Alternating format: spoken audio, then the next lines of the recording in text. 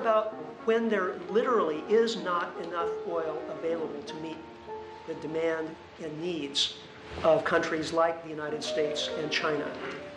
Do you think we might fight over it? Do you think we might wage proxy wars or try to undermine each other's economies in various ways? It seems very likely. After all, we've had a number of oil wars already, all through the 20th century and already in the 21st century. So take the invasion of Iraq. I mean, since this is a deeply indoctrinated society, there's something you're supposed to believe. You're supposed to believe that we would have liberated Iraq even if its main product was pickles, you know. And if you don't believe that, you're a conspiracy theorist, right? Every sane person should know that doesn't deserve a moment's attention. But that's the doctrine. Okay, so we invaded Iraq, obviously, to gain control of energy resources, not just in Iraq, which is very important, but in the whole region. However, if the U.S. was on 100% solar power, it would have done the same thing. One of the ways in which supporters of state violence try to prevent criticism is to say that, oh, talk about oil doesn't make sense because you can get it on the market. Yeah, they're right, you can get it on the market, but that's not what it's about. It's about controlling it, not gaining access to it. Who controls the range of prices? Who controls where it goes? Who controls where the profits go? And so on. That's a lever for world control and has always been understood that way. You know, the U.S. was the major oil producer in the world, North America, until around 1970. Still, the top priority of policy was to control Middle East oil. We weren't using any of it. But that's a lever of world control, and it remains so.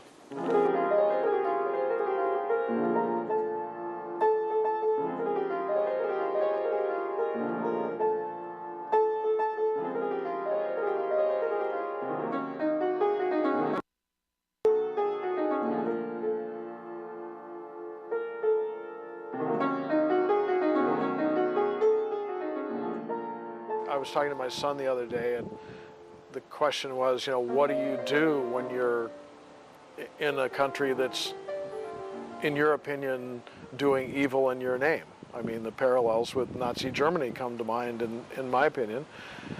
And so I said, yeah, you know, I asked my son, what do you do? He said, everything you can.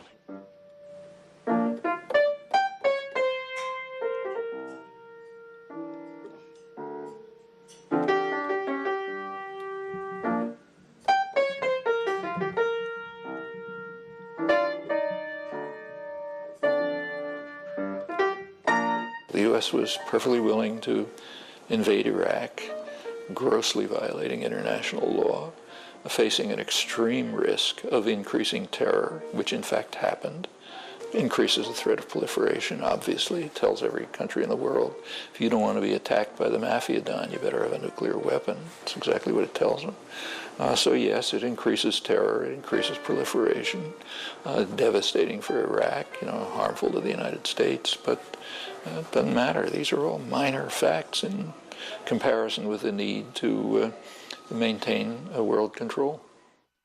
This whole world is now operated by corporations and their greed. So something like this, they can create one incident which worked against it. So it becomes, you know, a very big company who wants to kill this, and a very big company who wants to make this work. Corporations. You know, they can modify their structure, do whatever they want, like any other tyranny. Look, a corporation is a tyranny. It's about as close to totalitarian as any institution that humans have constructed. Top-down control command system. You know, you take your orders from above, you hand them on down below. There's a little bit of interaction, but the same is true under Stalin. They're essentially totalitarian systems, which means that they can, like other totalitarian systems, change the way they behave. It doesn't matter much. It doesn't make us in favor of totalitarian systems. Once the empire starts to collapse, then you'll be able to do something. But the empire is not collapsing at this moment. I mean, global change, global climate may destroy them. I think the influence comes from the outside. But Americans are not. You can't do anything. What are you Americans going to do? You're going to throw your life on the line for vegetable oil? What? Me? I got to go back to school. I got to graduate. I got to get a job.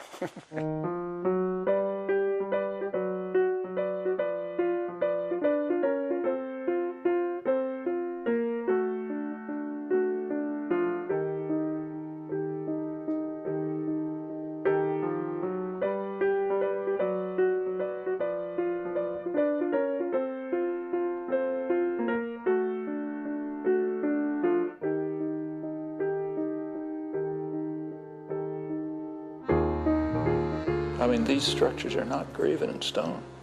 There's no law of nature that says that private tyrannies have to control the economy. There's no law of nature that says that the government has to be out of public control. Those are things that the public can change. And lots of freedom has been won in this country over hundreds of years of struggle. And I stress won. It was never granted as a gift. It was won in struggle. And it gives you a legacy that you can use to go on. So sure, you can change anything. I have some people driving by and they ask, hey, is it really vegetable oil? I say, hey, drive behind me, the smell. A motorcycle guy said, hey, it smells like you're cooking. The veggie oil's simple, and I have a primitive setup. I just have a sock filter on a hook. And I'm saving a lot of money. I'm just doing the opposite of what they want as far as consumerism. Buy something. Who cares if you're in debt for the next 15 years? And these longer car loans for the bigger cars. And I like putting the money that I earn in my own pockets. There's no, magic bullet. I mean, everyone needs to drive less. Everyone should install compact fluorescent bulbs in their house and, bike whenever possible, take public transportation, buy locally grown produce, put solar panels on their roof, on and on and on. But it's part of the solution. There's certain algae out there that will produce up to 40% of their weight in oil, and the harvest times aren't per growing season, they're in a matter of weeks. And they can be grown in shallow pools with salt water out in the desert. One of the unique things about the algae, it's consuming a tremendous amount of CO2, giving off a lot of oxygen, and you could have a power plant sitting there piping the CO2 into the ponds to make the algae grow faster, and it's giving off oxygen. At the pace that it's been going on, we would have to say, okay, in the next few months we're going to be doing 200 or 300 a month, from 100 a month. So I mean, everything's relative, and relative to what we're doing right now and how we're doing it, anyone who tries to say that this is not, one of our best solutions, if not our only solution, is really kidding themselves. And I'd like them to point out what a better solution would be. And right now, my goal is to make it easy on people. They can come into my shop and fill up, and they don't have to do anything. They don't have to think about how many gallons I spilled trying to collect the oil, how frustrating it was swapping filters or any of that. They can just fill up, and they go on their way, and they're happy. The fact is, I get up every morning and I know that they don't have me, and that right there is worth everything. Well, I already have a 46 Oldsmobile, and I was contemplating putting an electric motor in. But after riding in the diesel, I'm going to put a diesel natural oil. The alternative fuel, it's not really alternative, is it? When you think about it, it's not alternative. It is the only fuel that should be used. Energy sources like diesel, like the diesel, that has been around forever. And now people are wising up to the fact that you don't need oil, you don't need to drill, and you don't need to have wars, and you don't need to displace people.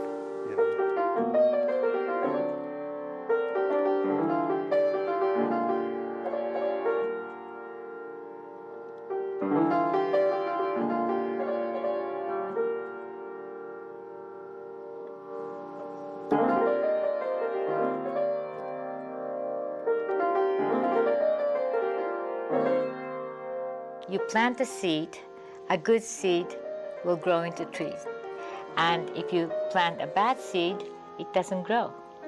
And what you're doing is planting a good seed. So it's going to work, and it doesn't need, I was going to say it takes some time and be patient or something, but you don't have to be that patient.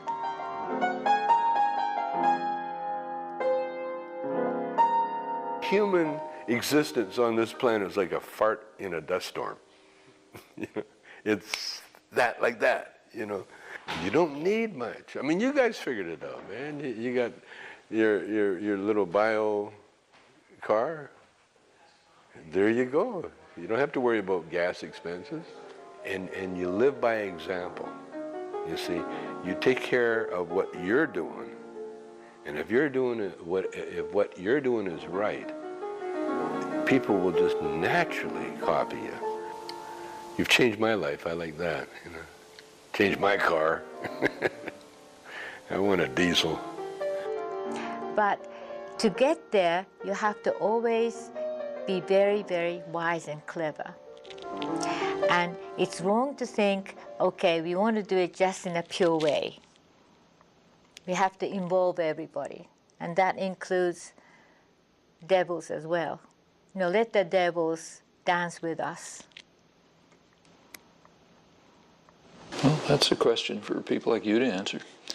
There's no answer to that. The question is whether people like you can carry out enough education, organizing, activism, so that a democratic public will act to deal with a crisis before it becomes a catastrophe. There's no answer to that.